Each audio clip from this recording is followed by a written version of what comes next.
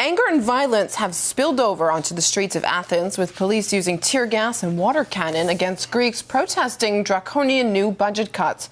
Demonstrators hurled petrol bombs, with more than 100 detained as the country's parliament passed an austerity package aimed at securing the latest bailout. RT's Peter Oliver reports from Athens. What we have seen, though, is anger on the streets of Athens. We saw a crowd of around 100,000 people gather in the square just behind me in front of the Parliament building. That quite quickly escalated into violent clashes between police and protesters. In a matter of seconds, downtown Athens went into essentially an urban war zone for a couple of hours. We saw Molotov cocktails thrown, flashbang grenades used, also tear gas used extensively again here in Athens as police tried to calm down protesters who are extremely unhappy by what they see as unfair measures being taken by the government. Now, also there was 100 people detained by police, 5 arrests made, and we're also hearing of injuries on both sides, both the police and demonstrators. The Greek people undoubtedly very unhappy about what's been signed into law. What's essentially happened is that politicians here in Greece have voted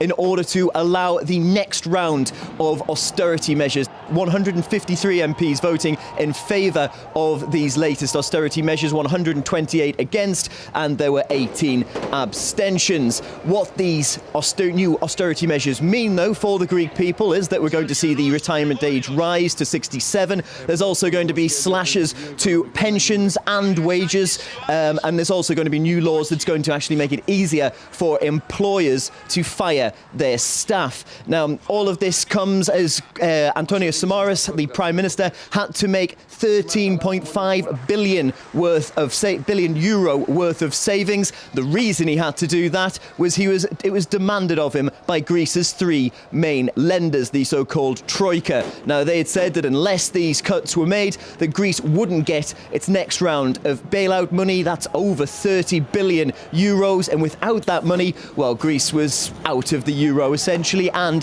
they would have faced a potentially devastating default. So that's what these new austerity measures mean. They've been signed into law. This is the future for the Greek people now. The new austerity package is said to be the worst so far in 3 years of the Greek debt crisis. Journalist Charlie McGrath says the cuts will heap further suffering on ordinary people, and that the situation won't change for the better until Greece acknowledges it's bankrupt. We already have people killing themselves in front of Parliament in Greece. You have people that are losing everything, losing hope. The last thing to go, I think, is going to be, their sense that they have anybody representing them whatsoever. You have this tyranny of the technocrat majority inside Greece. 153 out of 300 vote more austerity onto the people. I think as they continue to lose all hope that they have any control of their own financial destiny whatsoever, how can it do anything but digress into potentially civil war?